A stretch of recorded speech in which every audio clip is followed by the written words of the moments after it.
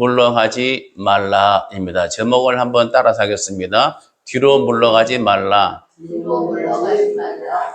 네, 그렇습니다. 성경에 나오는 믿음의 사람들, 그래서 하나님이 들어 쓰시는 사람들 보게 되면 한 가지 중요한 어떤 공통적인 단어가 나오는데 이게 뭐냐면 가라입니다. 가라.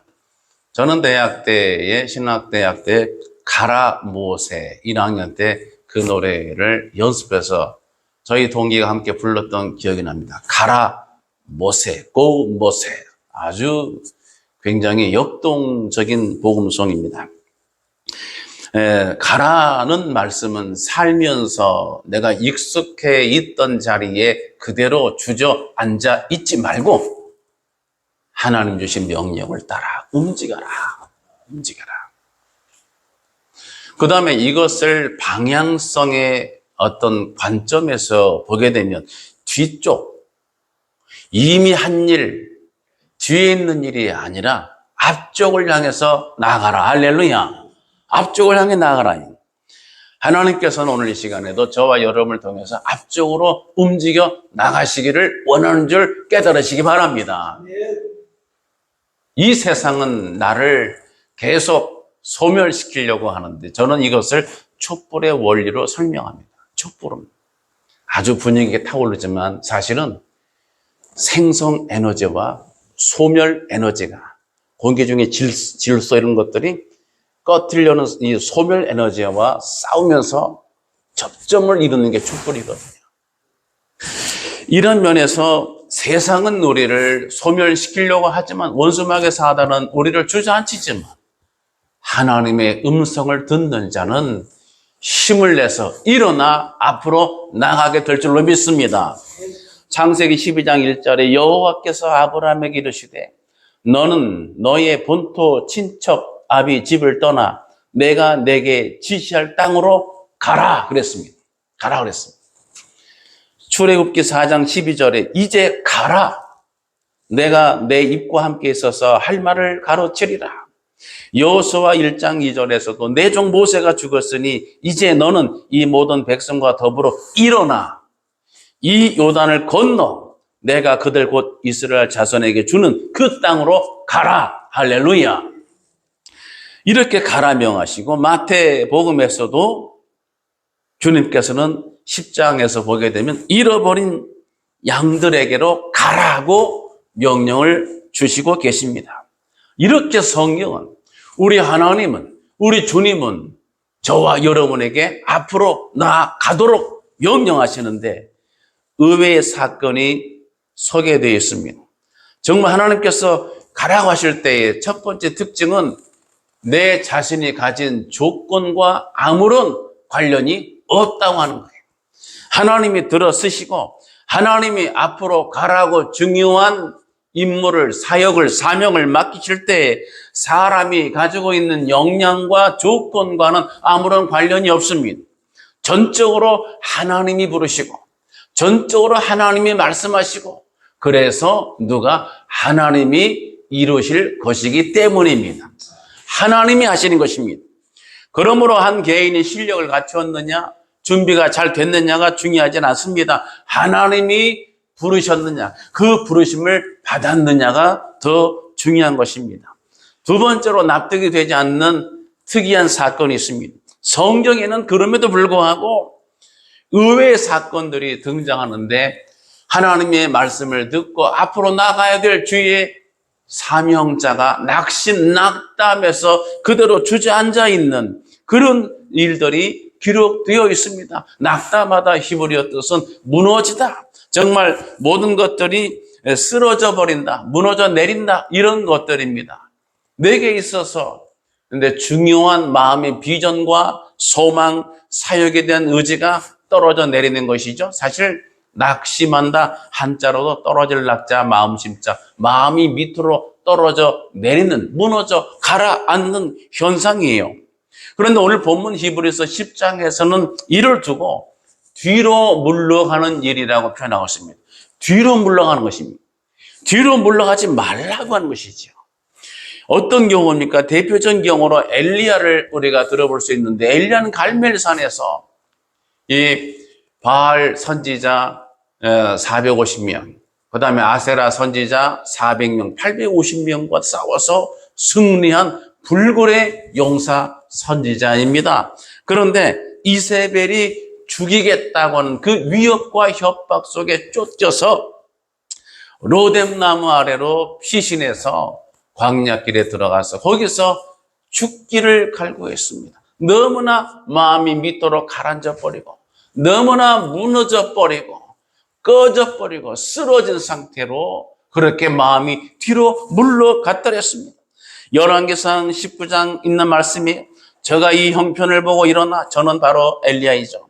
그 생명을 위하여 도망하여 유다에 속한 브엘세바 이르러 자기의 사원을 그곳에 머물게 하고 스스로 광야로 들어가 하루길쯤 행하고 한 로뎀나무 아래 앉아서 죽기를 구하여 가로되 여호와여 넉넉하오니 지금 내 생명을 취하옵소서. 나는 내 열조보다 낫지 못하리이다. 이렇게 뒤로 물러간 모습을 성경은 소개하고 있습니다.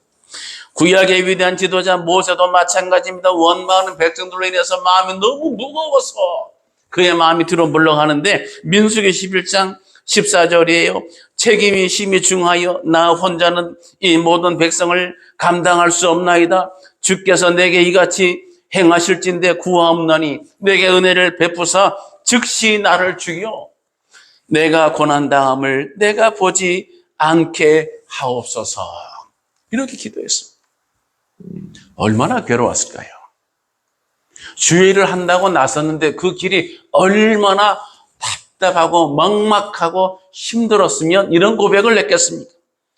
오늘날도 마찬가지예요. 오늘날도 많은 그리스도인들이 믿음으로 산다고 하다가 수도 없는 일을 만나서 낙심낙담해서 마음이 뒤로 물러가 버리는 일들을 종종 경험하고 있습니다. 그렇다면 어느 경우에 이렇게 뒤로 물러가게 되는 겁니까?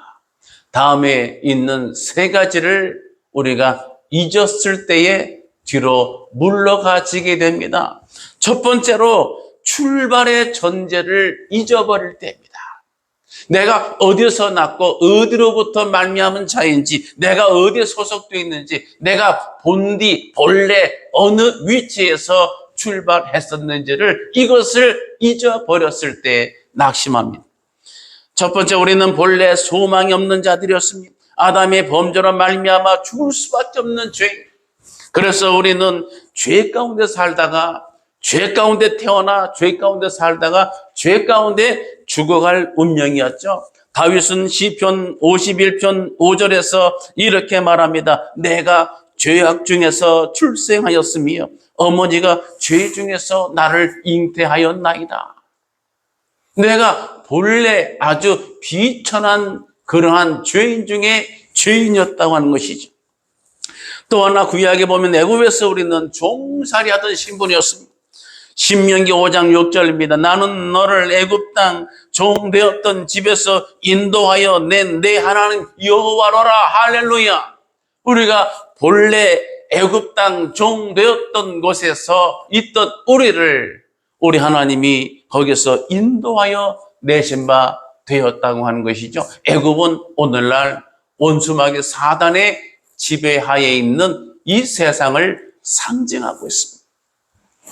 그 다음에 마태 18장 말씀으로 이것을 환산해 보면 우리는 본래 큰 빚을 지고 이 빚을 갚을 수 없는 그런 지경에 처한 딱한 처지입니다. 이것을 성경은 1만 달란트를 탕감받은 사람으로 비유하고 있습니다. 1만 달란트는 유대인들이 평생을 통해 만져보기조차 어려운 돈입니다. 어찌어찌해서 1만 달란트의 빚을 지게 되었어.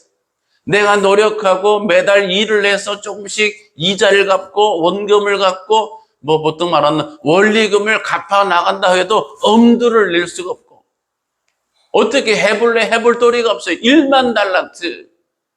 평생을 일해도 갚을 수 없는 돈이라 이 말이에요. 한마디로 우리 문제를 우리 힘으로 자력으로 어떻게 노력해서 해결할 수가 없다고 하는 문제의 상황을 말하는 것이죠. 본래 우리가 그런 자였습니다.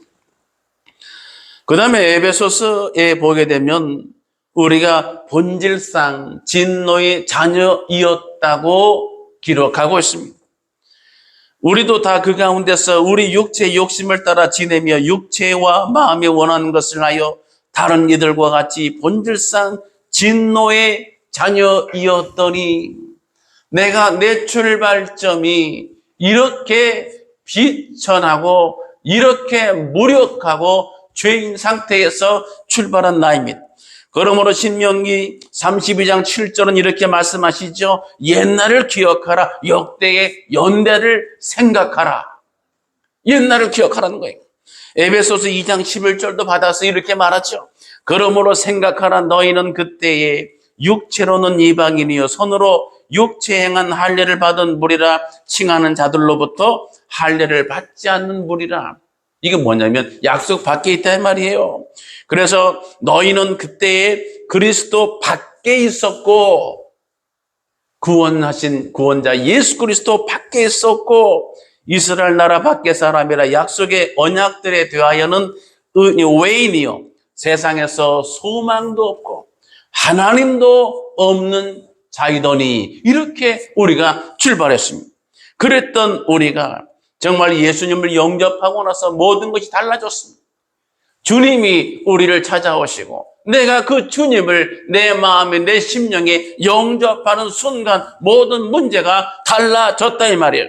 에베소서 2장 13절입니다. 이제는 전에 멀리 있던 너희가 그리스도 예수 안에서 그리스도의 피로 가까워졌느니라. 그는 우리의 화평이시니라. 둘로 하나를 만드사 원수된 것 곧 중간에 막힌 담을 자기 육체로 허시고 할렐루야. 이제는 그때는 우리가 원수되었지만 이제는 우리가 그리스도의 피로 가까워졌습니다. 하나님과 화목이 되었습니다. 에베소 2장 19절에 그러므로 이제부터 너희는 외인도 아니요 나그네도 아니요 오직 성도들과 동일한 시민이요 하나님의 본속이라. 할렐루야. 이 귀한 약속과 소망이 주어진 바 된 줄 깨달으시기 바랍니다. 그러므로 이제 우리가 내가 삶을 운영해 나갈 때에 어떤 고난이 오더라도 본래 우리가 가진 것이 없고 본래 우리가 소망이 없었지만 우리 주님 예수 그리스도의 보혈로 말미암아 소망이 주어진 그 출발점을 반드시 기억하시고 힘을 내시기 바랍니다. 둘째는 목적지를 잊고 있을 때의 마음이 뒤로 물러가게 됩니다. 원래 히브리는 두 가지 관점에서 기원을 가지고 있습니다. 하나는 창세기 10장에 나오는 족보에서 그 출처를 찾을 수가 있는데 거기에는 노아의 아들 셈과 함과 야벳 중에서 셈의 후손의 계보가 나옵니다. 셈의 아들 중에 에벨이 나옵니다. 에벨 강을 건너간 자. 그래서 유프라테스 강, 바벨론에서 유프라테스 강을 건너온 자들. 요즘 개념 말하면은 뭐 이주민 같은, 그러니까 원래 속해 있는 뿌리 자기 민족이 아니라 그 터전을 놔두고 건너온 자.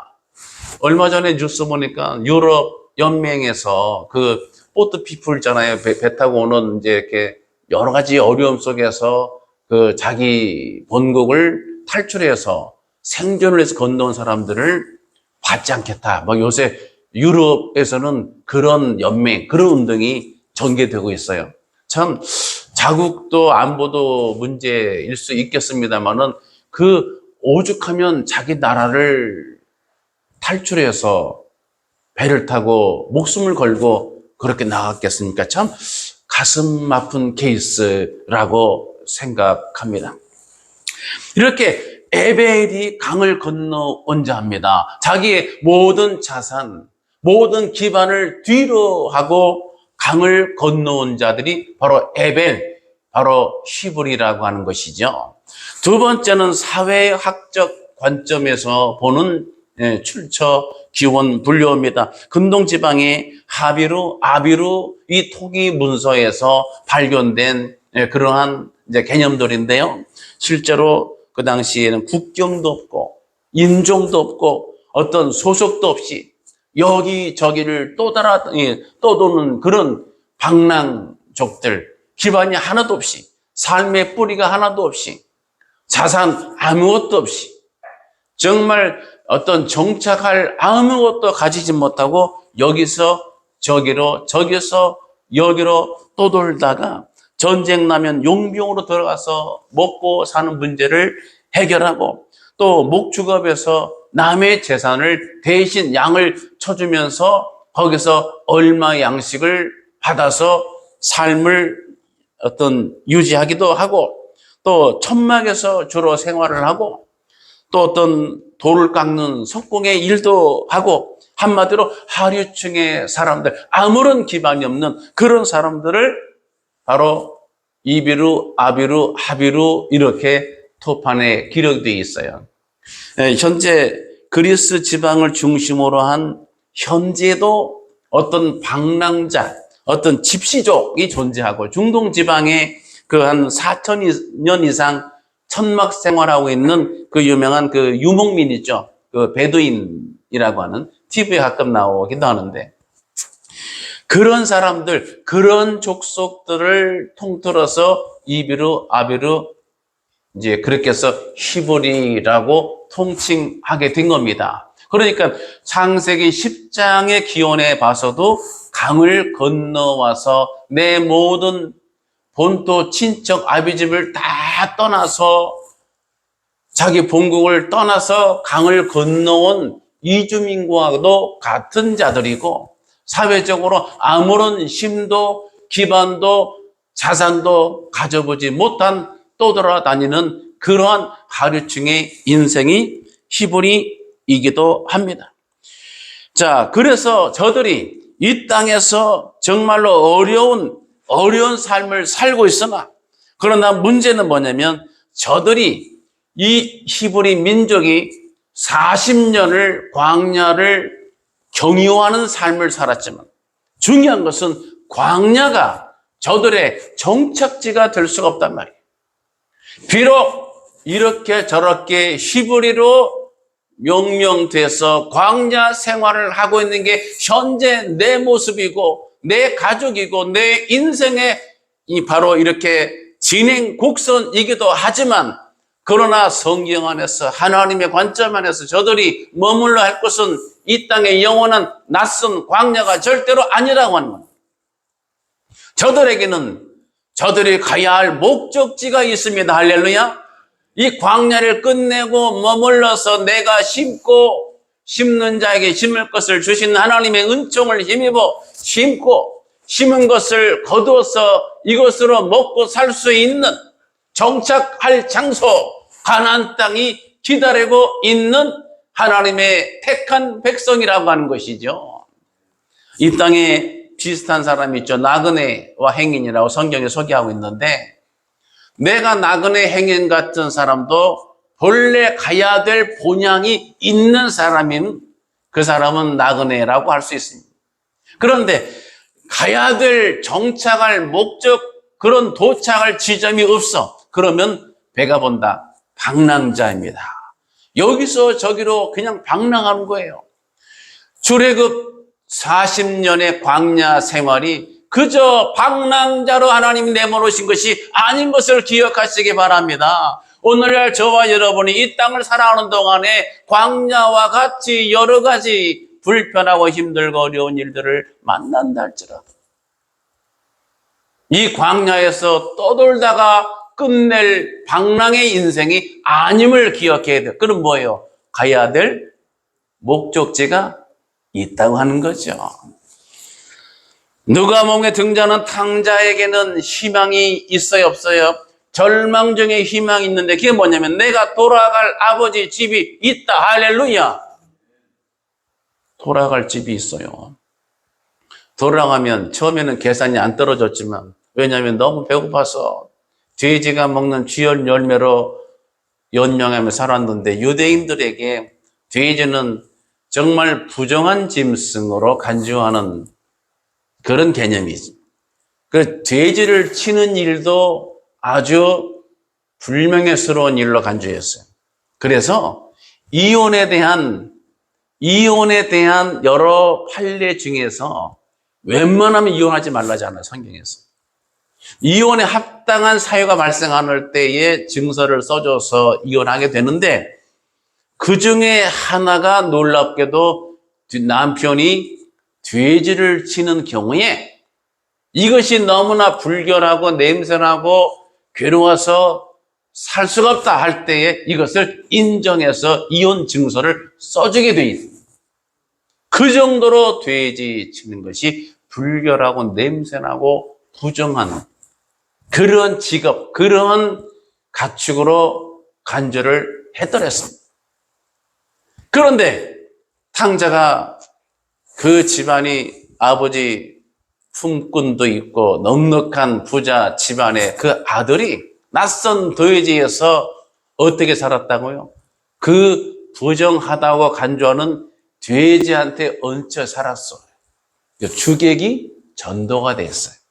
아버지 품을 떠나면 신분이 이렇게 형편없이 전락되는, 하나님이 명하신 내 부르심의 장소에 있질 아니하면 절대로 하나님과 사람 앞에 은총과 이렇게 귀중히 여김을 받지를 못하게 되는 거예요. 아주 쓸쓸하고 비참한 지경에 나락에 빠지고 마는 것입니다. 그러나 이 당자에게는 희망이 따르죠. 뭐예요? 내가 아버지께로 돌아가면 문제가 해결됩니다. 할렐루야.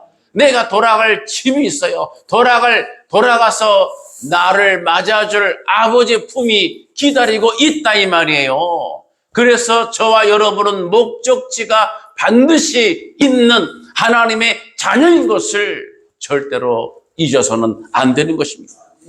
믿음장 히브리 11장 보면은 믿음의 선조들에게 본향을 사모하는데 이런 표현 나오죠. 보다 더 나은 본향을 사모했다. 보다 더 비교급을 썼습니다.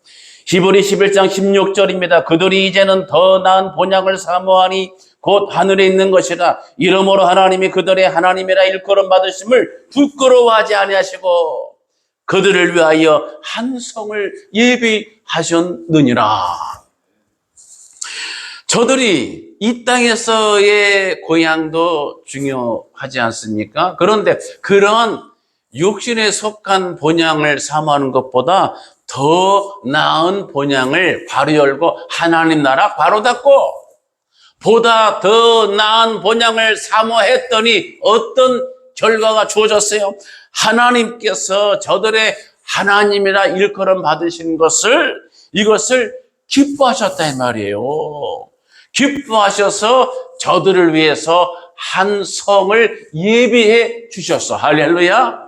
얼마나 귀한 거예요. 내가 돌아갈 집이 있어. 내가 돌아갈 영원한 하늘나라 본향이 있는 줄 기억하시기 바랍니다. 그래서 예수 믿는 사람이 믿음으로 살다가 세상 떠나게 되면 이거는 저주스러운 일이 아니에요.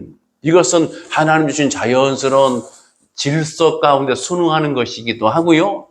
잘 예수 믿다가 믿는 사람이 이렇게 죽게 되는 것은 하나님이 한 성을 예비해 두셨잖아요. 그 귀한 주의 시온성에 들어가게 되는 복된 사건인 줄 기억하시기 바랍니다.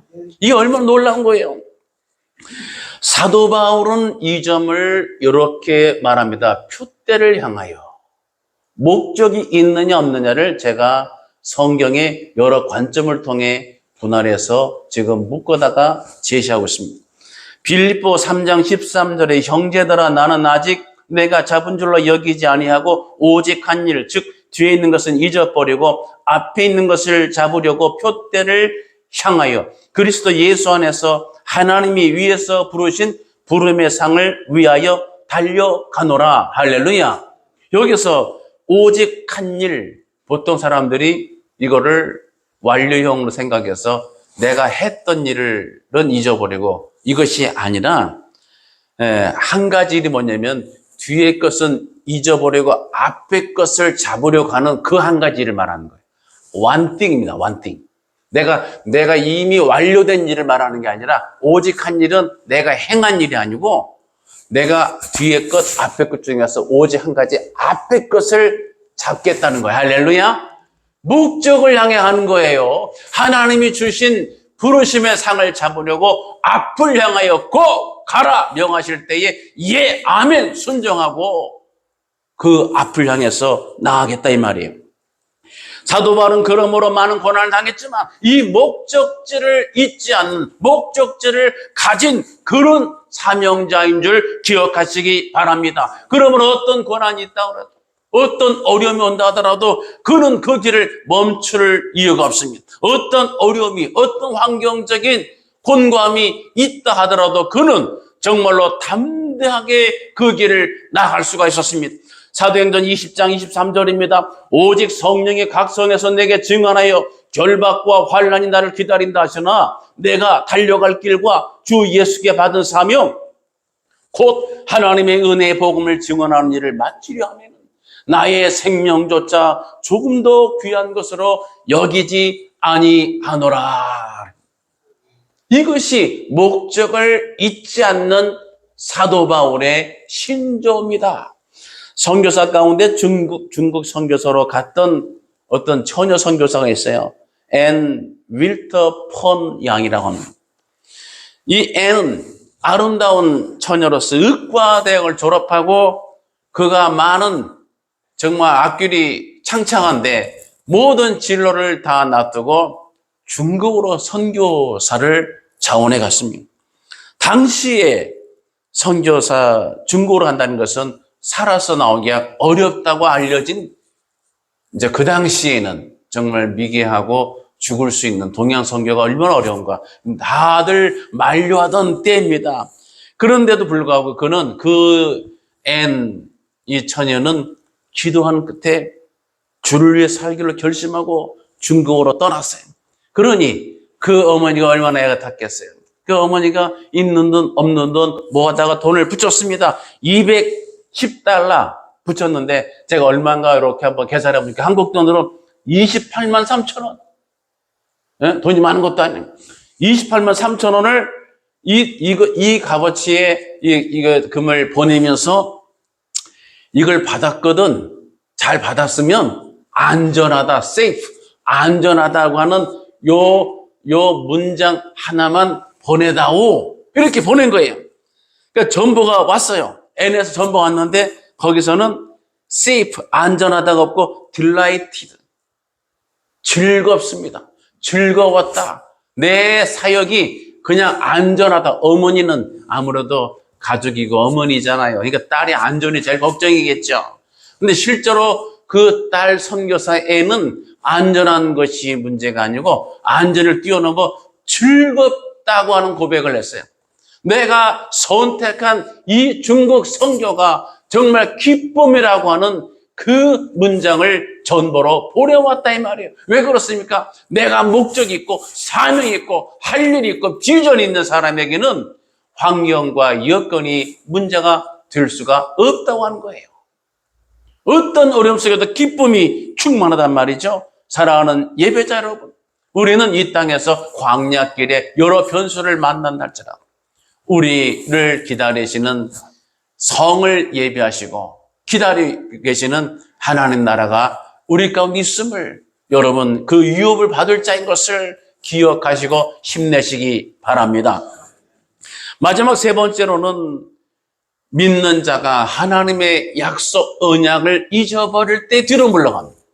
성경에 나타난 하나님은 약속을 하시는 약속의 하나님이세요. 어떤 중요한 일을 행하실 때에 일을 지으실 때에 지으신다 할 때 약속을 베풀어 주시고 약속을 반드시 이것을 이행하시는 신실하신 하나님이십니다. 그래서 예레미야 33장에 일을 행하시는 여호와, 일을 지으시고 성취하시는 여호와, 할렐루야, 이렇게 소개하고 있지 않습니까? 그렇다면 하나님 우리에게 어떤 약속을 주시겠어요? 하나님이 우리와 함께 하시겠다, 할렐루야. 하나님이 우리와 함께 하시겠다는 약속이에요. 이사야 7장 14절입니다. 그러므로 주께서 친히 징조를 너희에게 주실 것이라. 보라, 처녀가 잉태하여 아들을 낳을 것이요 그의 이름을 임마누엘이라 하리라. 임마누엘이 뭐예요? 하나님이 우리와 함께 하신다. 우리와 함께 하신다는 약속을 이사야서에서 이렇게 오랜 시간 전에 이사야가 활동할 때에 유다가 멸망이 얼마 안 남은 그런 때 아니겠습니까? 정말 이때에 그 유다가 멸망을 앞둔 그 시기에 약속을 주시고 오랜 세월이 흘러서 베들레헴 마구간에 실제로 임마누엘 예수 그리스도가 탄생하셨습니다. 먼저 약속을 주시고 그 약속을 이행하셨습니다. 그러므로 성경은 구약, 신약, Old Testament, New Testament, Covenant, 계약, 약속이라고 하는 뜻으로 구약, 신약이라고 이렇게 분류하고 있는 것입니다. 신명기 10장 4절입니다. 너희 하나님 여호와는 너희와 함께 행하시며 너희를 위하여 너희 적군과 싸우시고 구원하실 것이라. 이런 약속들을 선지자를 통하여, 사명자를 통하여, 때로는 모세를 통하여 우리 가운데 전해 주시고 계십니다. 예레미야 42장 11절 여호와의 말씀이니라. 너희는 너희가 두려워하는 바벨론의 왕을 겁내지 말라. 내가 너희와 함께 있어 너희를 구원하며 그의 손에서 너희를 건지리니 두려워하지 말라. 하나님이 그렇게 하리니 그렇게 할 것이다. 먼저 약속을 주시고 그 다음에 하나님은 반드시 그 일을 행하시는 여호와 하나님이신 것입니다. 그러므로 사랑하는 예배자 여러분, 이제 우리가 이 세 가지 경우를 다루었는데 내가 출발 전제가 어떠했다고 하는 것 기억하시기 바랍니다. 내가 또한 어떠한 목적지를 가는 신분인지를 반드시 잊지 마시고 기억하시기 바랍니다. 또한 하나님의 저와 여러분을 통해서 내 인생, 저와 여러분의 인생을 살아가는 동안에 때로는 기가 막힐 웅덩이에서 때로는 내 메마름과 목마름 속에 가람과 상함 속에 하나님께 간구하고 기도해서 하나님이 내게 들려주신 예배를 통해 말씀을 통해 묵상을 통해 기도를 통해 여러 신앙인물과 교제를 통해 내 주변의 사람을 통해 하나님의 음성을 들려주시고 언약을 주신 것이 있거든 반드시 붙잡고 기억하시기 바랍니다. 이것을 잊어버리지 마시기 바랍니다. 왜냐하면 우리가 낙심하고 뒤로 물러가는 것은 하나님이 우리와 함께 하시겠다고 약속을 주셨는데 그 하나님을 믿지 않는 불신앙이 되고 마는 것입니다. 그러므로 우리는 하나님 앞에 이 약속을 신실하게 이행하실 여호와신 것을 믿고 믿음을 굳건히 붙잡는 것이 이것이 우리에게 필요한 것입니다. 성경에서 말할 때 예수님의 다시 오실 때가 점점 다가오고 있습니다. 그러므로 힘을 내시고 주님 다시 오실 때를 기다리는 신앙인 되시기 바랍니다. 또한 임마누엘 하나님의 약속을 믿고 힘을 내는 저와 여러분 되시기 바랍니다. 또한 우리가 이미 구원의 반열에 이미 서 있는 자인 줄 깨달으시기 바랍니다. 그 다음에 히브리서 10장 32절 말씀처럼 고난의 큰 싸움에서 이 견디어서 견디어낸 이것을 생각하라고 성경은 가르치고 있습니다. 그러므로 우리는 새 힘을 얻어야 됩니다. 뒤로 물러가서는 안 됩니다. 앞으로 하나님의 말씀 앞에 순종함으로 아멘으로 화답하며 힘을 내서 일어나 앞으로 가시기 바랍니다. 하나님이 기뻐하시는 쪽으로 뒤로 물러가면 내 마음이 저를 기뻐하지 않는다 그랬습니다. 앞으로 힘을 내서 가시면 심는 자에게 심을 것을 주신 하나님, 앞으로 가려는 자에게 갈 수 있도록 나아가는 힘과 능력을 주실 줄로 믿습니다. 끝으로 히브리서 10장 38절의 말씀을 제가 읽고 오늘 설교를 마치겠습니다. 나의 의인은 믿음으로 말미암아 살리라. 또한 뒤로 물러가면 내 마음이 그를 기뻐하지 아니하리라 하셨느니라. 아멘. 기도하시겠습니다. 할렐루야. 영광과 존귀와 찬송을 주님께 올려드립니다. 우리가 어떤 출발점에서 시작했는지, 또 우리가 가야 될 곳, 우리가 정착해야 될 목적지가 어딘지를 반드시 잊지 않고 기억하는 예배자 되게 하옵시고, 하나님이 내 삶을 통해 내 인생의 행로를 통해 주셨던 언약과 약속의 말씀들을, 이것들을 기억하고 잊지 않는 신실한 예배자 되게 하여 주시옵소서. 뒤로 물러가지 않고 힘을 내서 앞으로 나감으로 하나님의 이름을 영화롭게 하고 하나님 나라를 이 땅에 세우는 건설의 일꾼들이 되게 하여 주시옵소서. 감사드리며 예수님의 이름으로 기도드리옵나이다. 우리를 죄 가운데서 구원해 주신 우리 구주 예수 그리스도의 귀하신 은혜와 하나님 아버지의 크고 기쁘신 사랑하심과 성령님의 감동, 감화, 위로, 교통, 충만, 역사하심이 함께 예배하는 모든 예배자들 머리머리 위와 저들의 가정과 자녀들의 진로와 비전 위에, 일하는 일터 직장 위에, 나라와 민족 위에 함께 있을지어다. 아멘.